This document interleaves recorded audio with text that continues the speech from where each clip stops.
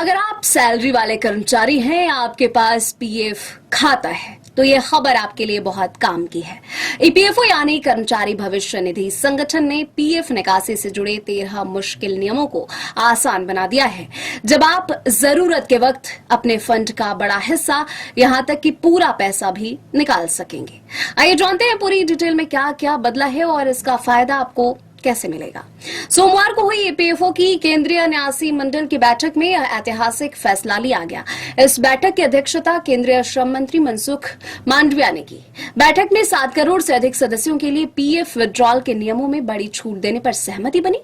अब आंशिक निकासी के 13 जटिल प्रावधानों को घटाकर केवल 3 मुख्य श्रेणियों में शामिल किया गया है। जरूरी जरूरतें, आवासीय जरूरतें और विशेष परिस्थितियां। पहले पीएफ से निकासी के लिए कई बार अलग अलग नियमों और कागजी प्रक्रियाओं से गुजरना पड़ता था, लेकिन अब ये सब आसान हो गया है।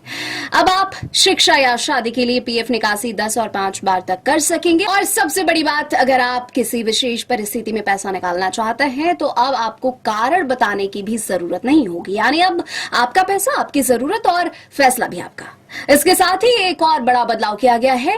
अब सभी आंशिक निकासी के लिए न्यूनतम सेवा अवधि सिर्फ 12 महीने कर दी गई है। पहले कई बार 5 साल या उससे ज्यादा की नौकरी की शर्त होती थी, लेकिन अब सिर्फ 1 साल के बाद भी आप निकासी कर सकते हैं। ईपीएफओ ने यह भी तय किया है कि हर राशि का कम से कम 25% बैलेंस रखना होगा। इसके अलावा पीएफ के परिपक्वता पूर्व निपटान यानी प्री मैच्योर सेटलमेंट की अवधि को भी 2 महीने से बढ़ाकर 12 महीने तक कर दिया गया है।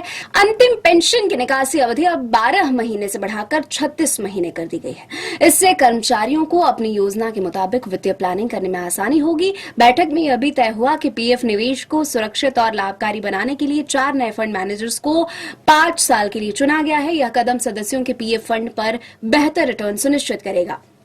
ईपीएफओ ने विश्वास योजना भी लागू करने का फैसला किया है। इस योजना के तहत अगर किसी नियोक्ता से पीएफ जमा करने में देरी हुई तो उस पर लगने वाला जुर्माना यानी पेनल्टी घटाकर सिर्फ 1% प्रति माह कर दिया गया है। इसका मकसद है पुराने विवाद खत्म हो और करोड़ों अंशधारकों को समय पर उनका हक मिल सके। यह योजना फिलहाल 6 महीने के लिए लागू रहेगी और जरूरत पड़ने पर इसे 6 महीने के लिए और भी बढ़ाया जा सकता है।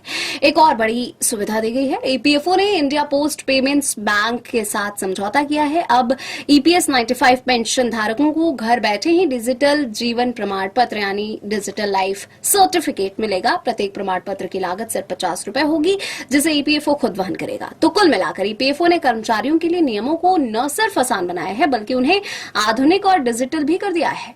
अब पीएफ विड्रॉल का प्रोसेस बेहद पारदर्शी, तेज और सुविधाजनक हो गया है।